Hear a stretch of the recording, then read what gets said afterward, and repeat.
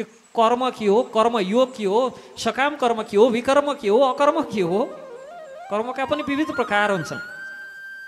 तर हामीले चाहिँ कर्म भन्दै गर्दा अनावश्यक रूपमा जुन श्रम गर्छौँ नि, अति नै श्रम।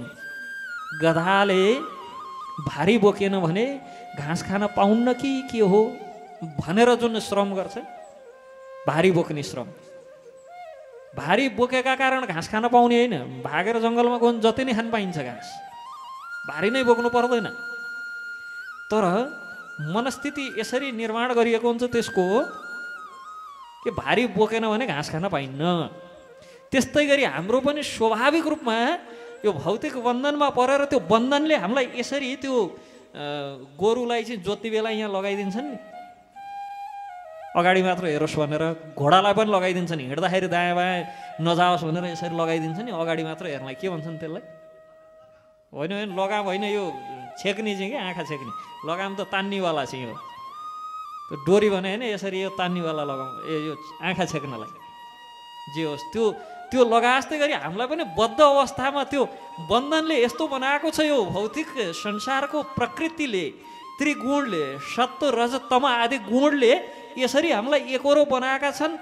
हामीले बुझेकै के मात्र छौँ भन्दा गधाले भारी बोक्दा खान पाउँदैन भने जस्तै गरी हामीले पनि अनावश्यकमा मरि मेटेर चाहिँ श्रम गरेनौँ भने जीवन त एकदम व्यर्थ छ, केही गरेन, नाकारो भइयो भन्ने जुन हामीले एउटा प्रकृतिका प्रभावले, गुणका प्रभावले, सत्व रज तम आदि गुणका प्रभावले एकदम एकरो भएर दौडेका छौँ। ओहो, श्रम यसरी लागेका छौँ। तर आखिर जो प्रारब्धवश प्राप्त गर्नुपर्ने कुरा त्यो त प्राप्त गर्छौँ। गुरुकुलमा गुरुजीले पढाउँदै हुनुहुन्थ्यो विद्यार्थीलाई यसै भनेर, अनि एउटालाई बडो शङ्का भन्छ, हुन त हो, यदि मैले नै लिन चाहिनँ भने भगवान्ले कसरी दिँदा रहेछन्, म पनि हेरौँ। बिहान बिहानै उठेर आज भगवान्ले पक्कै मेरा लागि अन्न त तयार गरे होलान्, तर म खाइदिन्न, आज भगवान्लाई फेल गर्दैन, मैले नहले चाहिँ कसरी खुवाउँछन् हेरौँ न म पनि। अब श्रद्धा माथिकै प्रश्न भयो यो त। बिहान बिहानै उठेर हिँड्थ्यो, जङ्गलमा गएर बस्छु, जङ्गलमा नि भुइँमा बसिरहेको थियो, भुइँतिर फेरि खोज्दै आउलान् साथीहरू, समातेर लिएर जालान्, अनि गुरुजीले खा भन्नु होला। अब गुरु अवज्ञा गर्यो भने त अपराध लाग्छ, त्यो अपराधको भागीदार पनि हुनु भएन नि होइन। गुरुले यसो गर भनेर आज्ञा दिनुभयो, मैले गरिनँ भने त गुरु अपराध भयो नि त। गुरुको आज्ञाको अवज्ञा गर्नु त गुरु अपराध हो। अलि सुरिलो, अलि झ्याम्म परेको, भुइँबाट नदेखिने खालको रुखको टुप्पामा चढेर बस, भेट्दा नभेटौँ भनेर। केही समय पछाडि राजा आफ्ना 8-10 जना सैनिकहरू सहित शिकार खेल्न भनेर त्यही बाटोबाट आए। अलि झ्याम्म परेको, अलि ओत लाग्न मिल्ने खालको, घामबाट शीतलता छायातर्फ बस्न मिल्ने खालको रुख देखे। यसको यो रुखको मुनि बसेर बिहानको भोजन गरौँ भनेर कुरा भयो। भोजन गर्न भनेर बसिराखेर यसो भोजनका लागि सबै तयारी गरेर घाँस हाल्न मात्र लागेका थिए। अलि पर कता घोडा दौडेको गडगडाट, त्यो घोडाको टापको आवाज सुनिन लाग्यो। अलि परतिर कता राजाले एउटा सिपाहीलाई आदेश दिए, के हो हेरेर आइस त भन्दा अलि परबाट हेर्दा 50-60 जना लुटेराहरूको डाकाहरूको फौज आउँदैछ यतै। अब कहाँ त्यो खानीतिर लाग्ने हो, बिचारा सब उठेर भागे। 10-12 जना माथि बसेर हेरिरहेछ। त्यो विद्यार्थी त्यहाँ आइपुगे। आएपछि त्यहाँ जुन हिसाबले अब खानेकुराहरू मिलाएको छ, भाँडाकुँडाहरू छन्, खानेकुराहरू छन् एकदम राजसी। पक्कै पनि कोही राजा थिए यहाँ, थाहा भइहाल्यो देखेर, किन खानपान र त्यो भाँडाकुँडा देखेर पनि थाहा हुन्छ यो चाहिँ कुन कस्ता व्यक्तिले खाने भाँडाकुँडा हुन्, को व्यक्तिका लागि बनायो खानेकुरा हो। यहाँ बसेर खान लागेको थिए जस्तो हामी आएको थाहा पाएर भागे यिनीहरू। ठिकै छ, खाउँ हामी बसेर, अनि भाँडाकुँडा लगेर बेचौँ, सब चाँदीका भाँडाकुँडा छन्। त्यही बेला एउटाले भन्छ, राजाले यहाँ राखेर गयो भनेपछि पक्कै पनि यसमा बिख मिसा हुनसक्छ, हामी आउँछौँ खान्छौँ अनि त्यस पछाडि हामी चाहिँ मर्छौँ भनेर। अर्कोले भन्छ, अनि बिख मिसा भयो त हामी मर्छौँ कि मर्दैनौँ, खान्छौँ कि खाँदैनौँ हेर्न कुनै सिपाहीलाई पनि यतै राखेर गयो होला, खोज भनेर सबतिर खोज्नु लाग्यो। अब त्यसलाई तनाव हुन लाग्यो, अब मलाई देख्यो भने मलाई नै सिपाही भन्न ठान्छन्, मार्छन् यिनले मार्छन्। अनि खोजी गर्दै जाँदा समातेर झारे तलझर तलझर समातेर तल झारे। अब बिचारा प्रतिज्ञा गरेर आइज आज म खान्न भनेर, खा भन्छन् ऊ खान्न भन्छ। त झन् शङ्का हुने हो। उस बिचारा सारा वृत्तान्त सुनाउँदैछ, म यसरी यसरी गुरुकुलबाट यसरी यहाँ भागेर आएको, गुरुजीको वचन चाहिँ मैले मिथ्या गर्दैनलाई, फेल गर्दैनलाई गुरुलाई। गुरुजीले चाहिँ म के सुनाउनु भयो हामीलाई, जो भगवान्ले हाम्रा लागि भनेर छुट्याउनु भएको छ, चाहे सुख होस् चाहे दुःख होस् पाइन्छ, त्यो वचनलाई चाहिँ मैले फेल गर्दैनलाई भनेर त्यो वचनलाई चाहिँ झुटो साबित गर्दैन आएको म यहाँ। अनि राजाहरू यसरी बसेका थिए, बिखसिक केही हाले छैनन्, भागेर गएका मात्र हुन्, केही छन्। बिख हाले छैनन्, देखेका छस् भने किन खानुहोस्, खायो ऊ खान्न भन्छ, उनीहरू खा भन्छन्।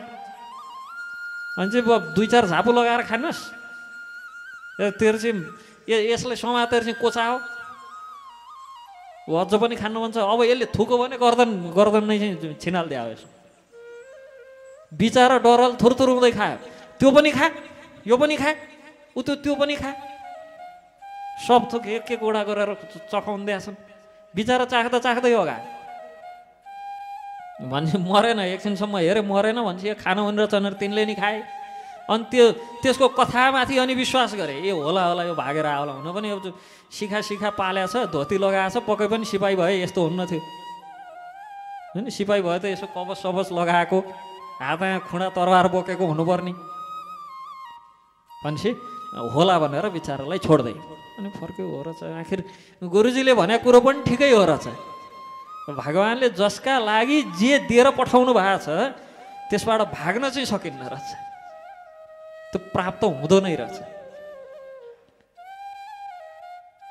यसै पनि हाम्रा त उखान नै छन्, अजिङ्गरका आरा दैवले पुर्याउँछ भनेर। हाम्रा पिता पुर्खाले उखान यसै बनाउन्नथे, देखेर बुझेर जानेर त्यो साक्षात्कार गरेर बनाउँथे। हाम्रो भाषाको माधुर्यता पनि यही हो। र जो दैवको विधानवश प्राप्त गर्नुपर्ने कुरा छ त्यो त स्वतः प्राप्त हुन्छ नि।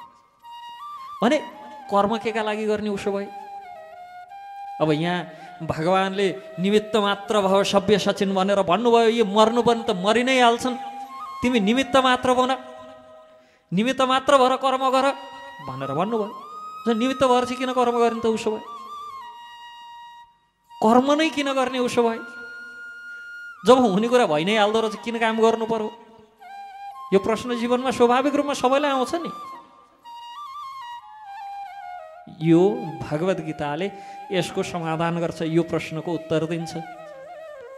कर्म गर्ने चाहिँ किन? जो एकदम तमोको स्थितिमा, तमोगुणको अवस्थामा एकदम अन्धकारमै छन्, एकदम अज्ञानमै छन्, तिनलाई त प्रश्न केही पनि आउँदैन। तिनलाई एउटै कुरो मात्र थाहा हुन्छ, श्रम गर, श्रमको प्रतिफल चाख। जो अलिकता तमोगुणबाट रजोगुणतिर लागेका हुन्छन् तिनले कर्ममा पनि भेद गर्न लाग्छन् कि यो कर्म गर्दा यो फल प्राप्त हुन्छ, यो कर्म गर्दा यो फाइदा हुन्छ। भने जो सत्वमा छन् तिनले केवल कुन कर्म केका लागि गर्ने भनेर खोज्न लाग्छन्।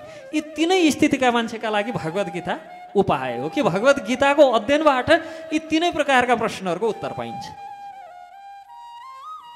त्यसै गरी विभिन्न समस्त जति पनि जीवनमा प्रश्नहरू आउँछन्, दोधारहरू आउँछन्, विषादहरू आउँछन्, ती सबैको उत्तर भगवत गीतामा प्राप्त हुन्छ। यसकारण भगवत गीता अति आवश्यक छ। यसकारण भगवत गीता अध्ययन गर्नु महत्त्वपूर्ण छ। यसकारण भगवत गीता जीवनको सार हो। जीवनलाई यदि सही ढङ्गले चलाउनु छ भने भगवत गीता जीवनलाई चलाउने म्यानुअल हो। त्यो मोबाइल किन्दाखेरि एउटा आउँछ नि युजर्स गाइड भनेर, त्यस्तै गरी यो मनुष्य देह सँगसँगै आउने युजर्स गाइड हो भगवत गीता। यसका हिसाबले जीवनलाई व्यतीत गऱ्यौँ भने अवश्य पनि हाम्रो जीवन सहज, सरल र सार्थक हुन्छ। यसकारण पनि भगवत गीताको अध्ययनलाई महत्त्वपूर्ण, त्यो सम्पूर्ण शास्त्रहरूले, समस्त शास्त्रहरूले भगवत गीतालाई एकदम महत्त्व दिएको यस कारणले पनि हो। किनभने समस्त सबै वेद वेदान्त आदि पढेर अनि के गर्ने निर्क्युल गर्ने त पढ्दै गर्दाखेरि के गर्ने नगर्ने भन्ने समय नै गइसक्छ। सारा सबै अध्ययन गरेर निष्कर्ष निकालिन्जेलसम्ममा जीवनको आयु नै सकिसक्छ।